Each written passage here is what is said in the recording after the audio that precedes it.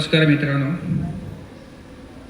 आपल्याला माहीतच आहे की आपण दरवर्षी हा मातृत्वाचा उत्सव साजरा करतो। सगळ्यात महत्त्वाचं म्हणजे जगामध्ये आईचं महत्त्व हे फार फार आणि फार प्रत्येक धर्मामध्ये आहे।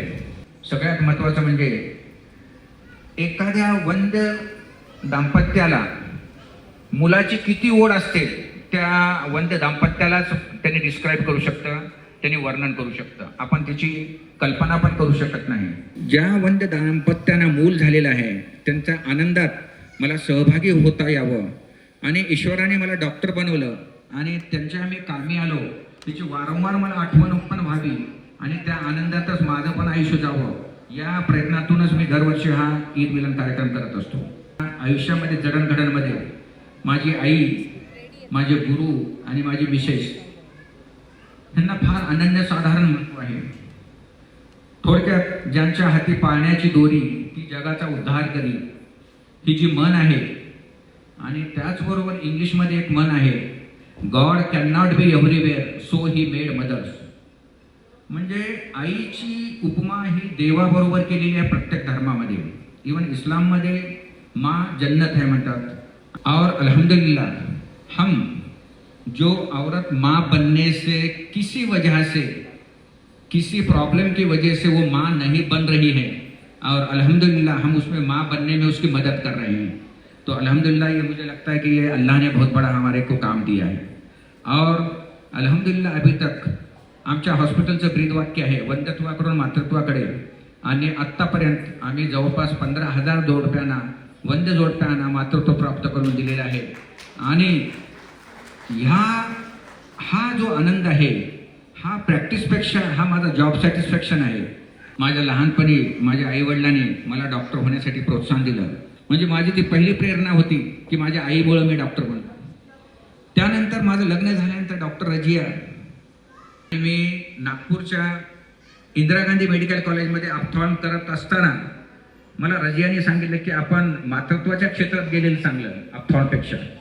आणि तुम्हाला आश्चर्य वाटेल, मी डोळ्याचा डॉक्टर होता होता मी गायनेकॉलॉजिस्ट झालो आणि गायनेकॉलॉजिस्ट होऊन मुंबईला गेल्यानंतर डॉक्टर पुरंदे सरांनी मला IVF बद्दल सांगितली माहिती, आणि त्या IVFमुळं मी लातूरमध्ये आल्यानंतर IVF स्टार्ट केलं। करत करत हा प्रवास चालू असताना अचानक दुर्दैवाने माझ्या पत्नीचं निधन झालं। खरोखर मला असं वाटत होतं की आता आपलं काही संपलेलं आहे। त्याच वेळेस माझ्याकडे एक उजमा बिरबल म्हणून पेशंट होती, नांदेडची पेशंट आहे, ॲक्च्युअली बिलोलीची आहे। नांदेडमध्ये 2 IVF फेल होऊन ती घरी जात असताना मला तिनं सहज सांगितलं की सर अब अपना ख्याल रखो। तर तिला म्हणलं की मी काय, म्हणजे माझी मिसेस एक्सपायर झाली म्हणून म्हणते का? तर तिनं असं सांगितलं की सर आपकी मिसेस गई ये तो है, बड़ी अल्लाह की तरफ की बात है, लेकिन हम जैसे औरतें जो हैं जो माँ नहीं बन सक रहे, ऐसे लोगों की ज़िंदगी के लिए आपकी ज़िंदगी बहुत ज़रूरी है। तो आपकी लाइफ, इसके बाद की लाइफ आपके फैमिली के लिए नहीं लेकिन हमारे जैसे पेशेंटों के लिए होनी चाहिए। आणि खरोखरच मी सांगतो, मी ह्याच्यात काही अतिशयोक्ती करत नाही, पण त्या दिवसापासून मला परत एकदा म्हणजे परत जगायला पाहिजे आणि या लोकांच्या आयुष्यात हे परत आणि प्रकाशाचे काही क्षण देण्यासाठी, ज्या ज्या लोकांच्या आयुष्यामध्ये जे दुःख आहे, बाळ नाही याचं, ते करण्यासाठी मी प्रयत्नशील आहे। सर्वांना नमस्कार। तरी 3 उद्देशानं हा कार्यक्रम ठेवला आहे।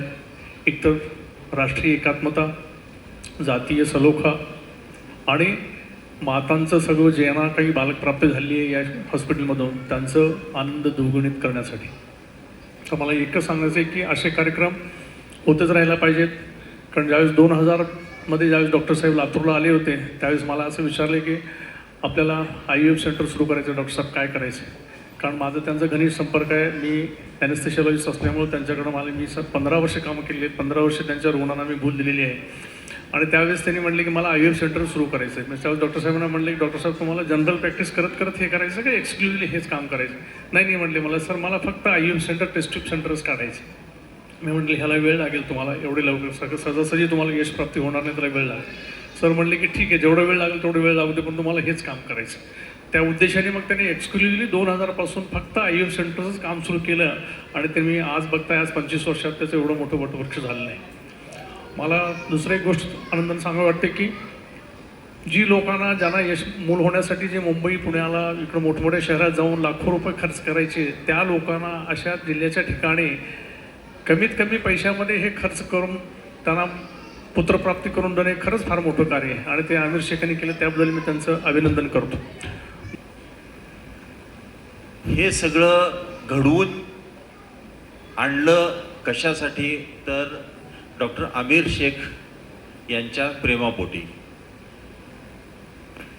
त्यांच्या केलेल्या कार्याचं कौतुक आणि त्यांच्या जो कार्यभाग आहे हे आपल्या सर्वांच्या समोर यावा म्हणून हे सगळं घडवून आणलं गेलं.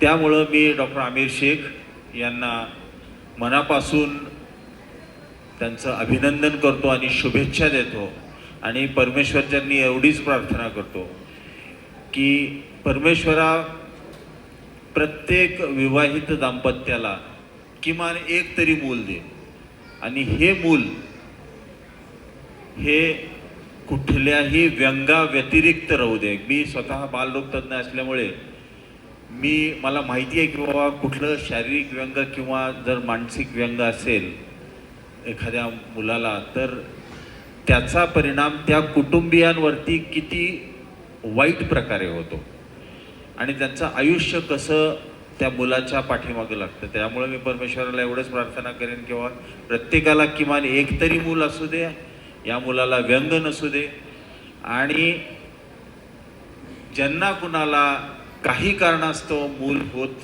नाही आहे असं वाटतं अशा लोकांनी डॉक्टर आमिर शेख सारख्या निष्णात लोकांची मदत घेऊन त्यांनी जे कार्य सुरू केले त्यांच्या कार्याला भरभरून यश मिळू द्यावं परमेश्वराने, मी एवढी प्रार्थना करतो आणि मी माझे 2 शब्द संपवतो. आपल्याला सर्वांना शुभेच्छा. ईद मिलन या कार्यक्रमासाठी मला बोलवल्याबद्दल आणि हा मानसन्मान दिल्याबद्दल मी डॉक्टर आमिर शेख आणि त्यांच्या पूर्ण टीमचे मी मनापासून धन्यवाद मानतो आणि मी माझी जागा घेतो. जय हिंद, जय भारत.